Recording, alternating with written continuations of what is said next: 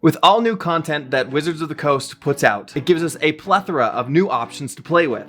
In the most previous Unearthed Arcana playtest material, we were introduced, or rather reintroduced, to races such as Astral Elves, Autognomes, Giffs, Plasmoids, Hadozee, and Thri-Kreen. All races that seem to foreshadow a future Spelljammer book. But what if we took these races and stripped them down to its bare mechanics? What kind of other options might be available? What new options do the mechanics of these Spelljammer races allow us to play without even having to homebrew new ones? Especially if your DM isn't too keen on homebrew. Let's brainstorm and find a race that you've always wanted to play.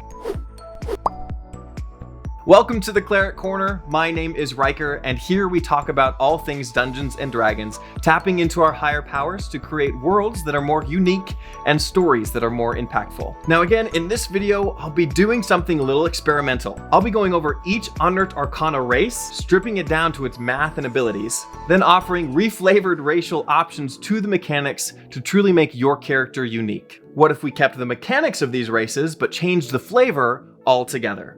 For example, some people use the shifter race and reflavored it into more of a dog race, because currently we don't have a dog race in D&D. We have 2 cat races, no dog race. Now, you can always use the custom lineage option in Tasha's Cauldron of Everything, but why base your whole race on a feat when you can find a better option? If this video does well, I might even go back to our other current races and seeing how we can reflavor those as well in a similar way. So if you think that this video adds value to you, please like, subscribe, and share with a friend. But let's dive right in with the Astral Elf. Now, as far as my research goes, Astral Elf is actually a brand new race not included in a previous Spelljammer book, but essentially very similar to an elf with a couple extra abilities. Namely Astral Fire, which allows you to choose out of an assortment of cantrips, namely Lights, Dancing Lights, and Sacred Flame. And the other ability, called Radiant Soul, gives you the ability to get hit points when you succeed on a death saving throw. So personally, if we look at just the mechanics alone, I see some sort of light and fire abilities as well as an aversion to death. So if you didn't want to be an Astral Elf but wanted to use the same stat block for something else,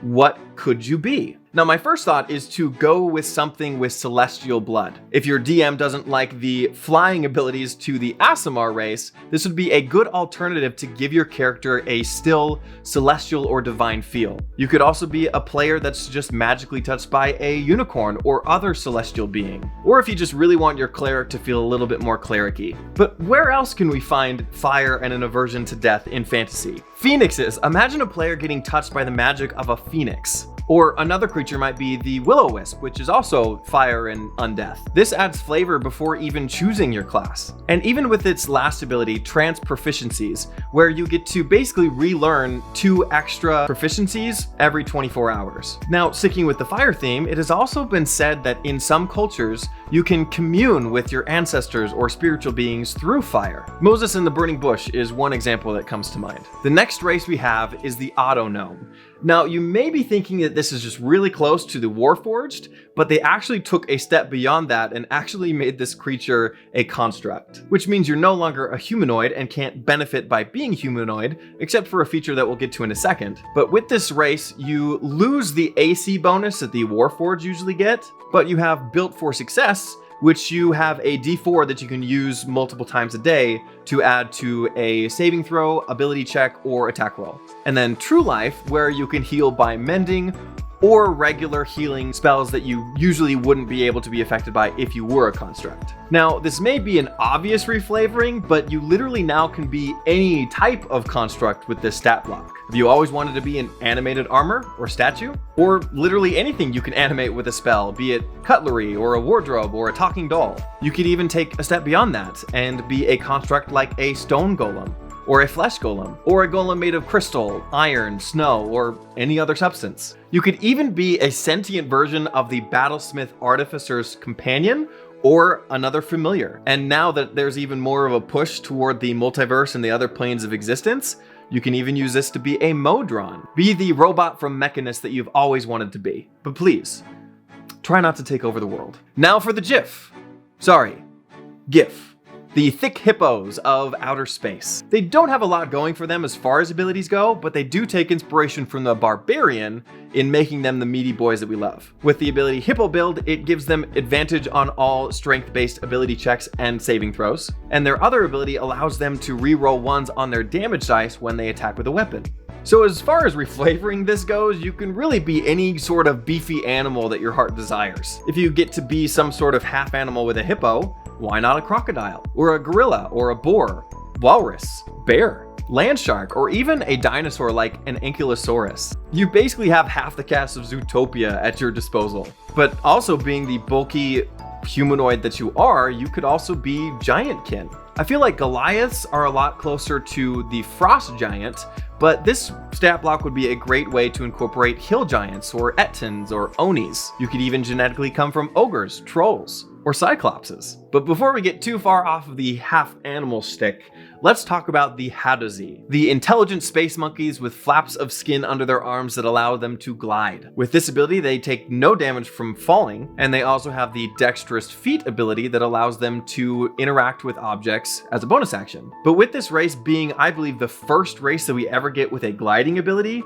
again, it opens up a lot. Think about any animals with a gliding type ability, like flying squirrels, flying frogs, flying fish, and even flying snakes. Ooh, you could even be a Yuntai race and have it be based off of the gliding snake. And you could even have fun with this and slap gliding wings on any animal, because technically they don't really belong on a monkey anyways. You're just living through your Wizard of Oz fantasies at this point. But what if you put these things on a pig and made pigs fly?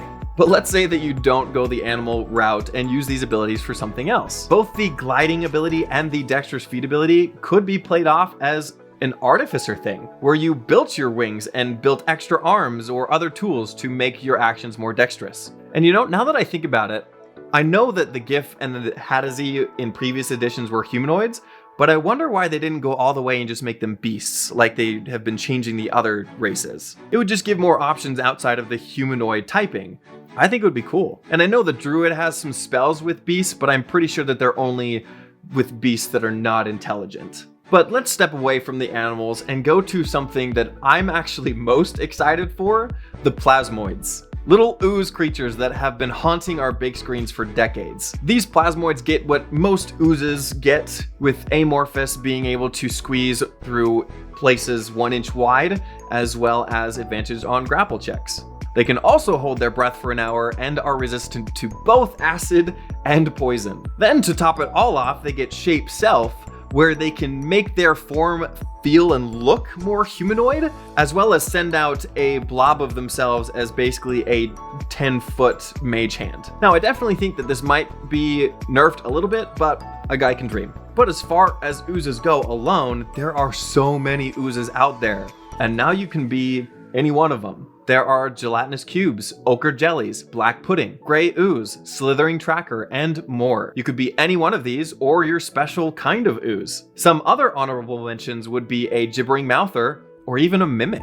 But if you wanted to reflavor the mechanics just a little bit more, we could take some ideas from the Autognome and make you a sentient item. But this time it would be more something like chocolate pudding or pizza dough, just in time for your Candyland-based adventures. But what's so amazing as well is that this would be the first stat block that we could really use for an elemental. Be it fire, water, earth, or air, you have the ability to squeeze through objects 1 inch wide and change your shape at will. You'll still need to reflavor your other abilities to make it feel more of the elemental type that you choose, but this is when you want to be an elemental and a genasi just doesn't cut it. But now moving from oozes to insects, let's talk about the Thri-Kreen. The creature type is monstrosity this time, with quite the assortment of abilities as well. You get Chameleon Carapace, which gives you a bonus to AC and advantage on stealth checks. Then you get a secondary pair of arms that you can use to wield light weapons with. Then you have Sleepless Revitalization that doesn't require sleeping anymore, as well as Thri-Kreen Telepathy that you can use for 120 feet around you. There again is a lot going on here, but definitely unique as far as races go. I think you're pretty safe if you want to reflavor this to look like any other insect, being like a beetle, a fly, or a ladybug. But with that many arms, I really want to capitalize on it and go way of the Ascendant Monk so I can live out my spiritual spider dreams. This could also be your regular Doc Ock character where you built your arms yourself, and then implementing these arms with some sort of cloaking technology to fit more of the chameleon ability. Now, bear with me on this next idea because it's kind of out there, but thinking of things with 6 limbs and knowing that we have already a catfolk race, what if you could also be a type of displacer beast? It makes sense with the AC boost and advantage on stealth checks because of their displacement ability, or you could find other monstrosities with 6 limbs and make it work. All I'm saying is that I'm definitely asking my DM about it. But honestly, just go crazy with your ideas because that's what makes it fun. Especially just to figure out what your brain can come up with to make your character truly unique. For my next video next week, I'll be doing something similar that I did with my Better Clerics video. And like I provided ways that your cleric could get their powers outside of channeling it from a god, I'll be taking another class and giving more ideas to make your build unique. For those of you who caught my last video on horror and the Shadowfell, the accompanied PDF is now in my Discord linked below. That is my current way to give back to you guys for the wonderful support that you give me. You can find all of my previous PDFs for free through my Discord. But in the meantime, go out there and spread the good word of D&D and make the world a better place, both on and off your tables. See you in the next one.